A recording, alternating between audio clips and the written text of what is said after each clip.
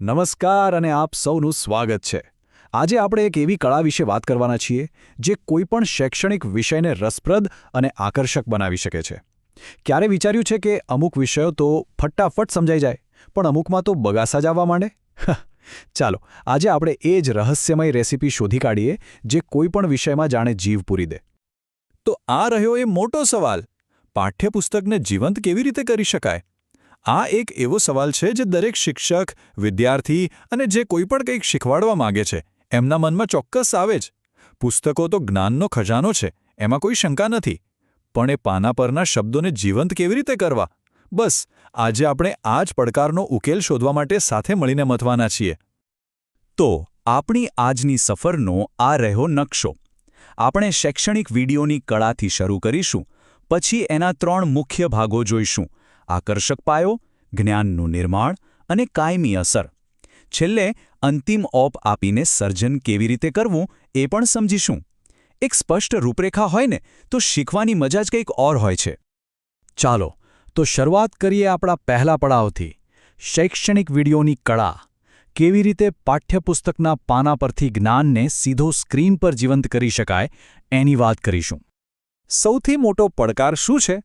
શૈક્ષણિક સામગ્રીને સાચે જ રસપ્રદ બનાવવી. અને એનો ઉકેલ એકદમ સાબિત થયેલું માળખું. આપણી પાસે એકત્ર શાળા સંવાદ માર્ગદર્શિકા છે જે આ પ્રક્રિયામાં આપણને મદદ કરશે. સમજો કે આ એક એવી રેસીપી જેવું છે જે સ્ટેપ બાય સ્ટેપ શીખવશે કે જ્ઞાનને આકર્ષક રીતે કેવી રીતે પીરસી શકાય. તો ચાલો હવે વાત કરીએ ભાગ 1ની: આકર્ષક પાયો. એટલે કે શરૂઆતથી જ ધ્યાન કેવી રીતે ખેંચવું. પેલી કહેવત છે ને કે first impression is the last impression. બસ એ જ વાત અહીં લાગુ પડે છે. જો શરૂઆત જોરદાર હોય તો શીખનાર અંત સુધી જકડાયેલો રહેશે. એક મજબૂત પાયા માટે મુખ્યત્વે 2 પગલાં છે. પહેલું, જિજ્ઞાસા જગાવો, એટલે કે શરૂઆતનું દૃશ્ય. અને બીજું, એક સ્પષ્ટ રૂપરેખા આપો જેને આપણે પ્રકરણની ઝાંખી કહી શકીએ. એક જિજ્ઞાસા જગાડશે અને બીજું આગળ શું થવાનું છે એના માટે તૈયાર કરશે. એકદમ સરળ. હવે એક શક્તિશાળી પ્રારંભિક પ્રશ્ન એ એવી ચાવી છે જે શીખનારના મનમાં જિજ્ઞાસાનો દરવાજો ખોલી નાખે છે. યાદ છે આપણે આ ચર્ચાની શરૂઆત કેવી રીતે કરી હતી? એક સવાલથી. બસ એ જ આનું સૌથી મોટું ઉદાહરણ છે. એક સારો સવાલ તરત જ મગજને વિચારવા પર મજબૂર કરી દે છે અને ધ્યાન બીજે ક્યાંય જતું નથી. હવે વાત કરીએ સારી ઝાંખીની. એમાં શું શું હોવું જોઈએ? પહેલું, પ્રકરણ શેના વિશે છે. બીજું, તે શા માટે મહત્વનું છે. અને ત્રીજું, આગળ કયા મુખ્ય વિચારોની અપેક્ષા રાખી શકાય. આ એક ભરોસાપાત્ર ગાઈડ જેવું કામ કરે છે. શીખનારને વિશ્વાસ અપાવે છે કે હા, હું સાચા રસ્તે છું અને મારો સમય વ્યર્થ નહીં જાય. ઓકે, તો પાયો નંખાઈ ગયો છે.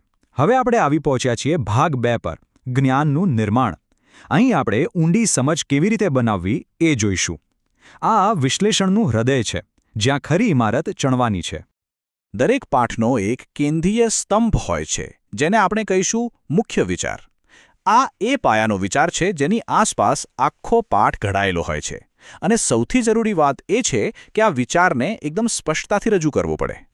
હવે જુઓ, સિદ્ધાંત અને વાસ્તવિક જીવનનું ઉદાહરણ. આ બંને એક સિક્કાની 2 બાજુ જેવા છે. સિદ્ધાંત એટલે કે થિયરી, જે અમૂર્ત વિચાર કે નિયમ છે, અને ઉદાહરણ એટલે એક નક્કર વાર્તા કે કિસ્સો જે એ વિચારને મૂર્ત સ્વરૂપ આપે છે. સિદ્ધાંત કહે છે શું અને ઉદાહરણ સમજાવે છે કેવી રીતે. આ બંનેનું જોડાણ કોઈપણ અઘરા ખ્યાલને એકદમ સરળ અને યાદગાર બનાવી દે છે. હવે થોડું વિચારીએ. બસ આ વાક્ય આપણને વિશ્લેષણના આગલા સ્તરે લઈ જાય છે. અહીં આપણે ફક્ત માહિતીના ગ્રાહક નથી રહેતા, પણ તેના પર મનન કરીએ છીએ, તેનું અર્થઘટન કરીએ છીએ. આ જે પ્રક્રિયા છે જેનાથી જ્ઞાન ખરેખર આપણું બને છે. ચાલો હવે આપણે ત્રીજા અને અંતિમ ભાગ તરફ આગળ વધીએ: કાયમી અસર. અહીં આપણો મુખ્ય હેતુ એ છે કે શીખેલું જ્ઞાન લાંબા સમય સુધી કેવી રીતે યાદ રહે. આપણે એવું કંઈ કરવું છે જેથી આ માહિતી મગજમાં કાયમ માટે ઘર કરી જાય. તો આ માળખું શું સૂચવે છે? કે આખા પાઠનો સારાંશ 5 થી 7 યાદગાર મુદ્દાઓમાં આપવો જોઈએ. આની પાછળ એક મનોવૈજ્ઞાનિક કારણ છે. આપણું મગજ એક સમયે આટલા મુદ્દા સરળતાથી યાદ રાખી શકે છે. આનાથી વધારે હોય તો બધું ગૂંચવાઈ જવાનો ડર રહે. અને જુઓ, આપણે જે શીખ્યા એનો જ અહીં ઉપયોગ કરી રહ્યા છીએ. આ વિશ્લેષણના મુખ્ય મુદ્દા શું છે? એક હૂકથી શરૂઆત કરો, સ્પષ્ટ રોડમેપ આપો, ખ્યાલો અને ઉદાહરણોથી સમજાવો, ઊંડાણપૂર્વક વિશ્લેષણ કરવા પ્રોત્સાહિત કરો અને છેલ્લે મુખ્ય મુદ્દા અને તેની ઉપયોગિતા સાથે વાતને મજબૂત કરો. બસ આ જ રીતે કોઈપણ વિષયના મુખ્ય મુદ્દા તારવી શકાય. અને હવે આવે છે સૌથી નિર્ણાયક પગલું, જ્ઞાનને વાસ્તવિક દુનિયા સાથે જોડવું.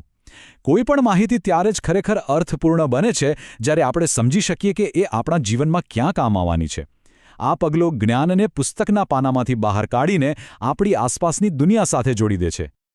તો આ જોડાણ કેવી રીતે કરી શકાય? 4 રીતે. પહેલું, દૈનિક જીવન સાથે. બીજું, વ્યક્તિગત અનુભવો સાથે.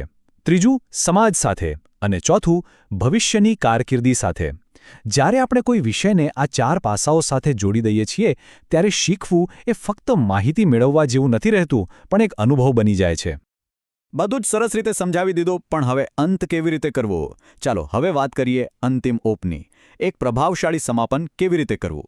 કારણ કે જેટલી શરૂઆત મહત્વની છે એટલો જ સારો અંત પણ જરૂરી છે, જે મનમાં એક કાયમી છાપ છોડી જાય. જો, અહીં 2 બાબતો છે. એક છે ઉપસંહાર અને બીજું છે સ્વાધ્યાય. ઉપસંહાર એટલે એક હૂંફાળો દાર્શનિક વિચાર જે એક લાંબી અસર છોડી જાય, જ્યારે સ્વાધ્યાય એટલે એક પ્રેક્ટિકલ માર્ગદર્શિકા જે શીખેલા જ્ઞાનને સમસ્યાઓ ઉકેલવામાં કેવી રીતે વાપરવું એ બતાવે. બંનેના હેતુ અલગ છે, પણ બંને ખૂબ જ મહત્વપૂર્ણ છે. અને હવે સર્જન તમારું. બધી જ વાતો થઈ ગઈ, હવે પ્રેરણા આપવાનો વારો તમારો છે. આપણે આ વિશ્લેષણના અંતિમ અને સૌથી શક્તિશાળી તબક્કામાં છીએ. એક વાત યાદ રાખજો, આ માળખું એક રેસીપી જેવું છે. એ તમને રસ્તો બતાવશે, પણ અંતિમ અને સૌથી મહત્વનો ઘટક તો સર્જકનો પોતાનો જુસ્સો અને એની સમજ છે. જેમ કોઈપણ શ્રેષ્ઠ વાનગીમાં રસોઈયાનો હાથ હોય છે, તેમ અહીં પણ સર્જકની પોતાની શૈલી ભળશે ત્યારે જ અસલી સ્વાદ આવશે. તો આને પાયો બનાવો અને એના પર તમારી પોતાની કળાની ઇમારત ચણો. તો ચલો આ ચર્ચાને એક સવાલ સાથે પૂરી કરીએ. તમે કયા પ્રકરણને સૌપ્રથમ જીવંત કરવાનું પસંદ કરશો? આ માત્ર એક સવાલ નથી, પણ એક આમંત્રણ છે, એક પડકાર છે. હવે જે શીખ્યા છો એને અમલમાં મૂકો અને દુનિયાને પ્રેરણા આપો. વારો તમારો છે.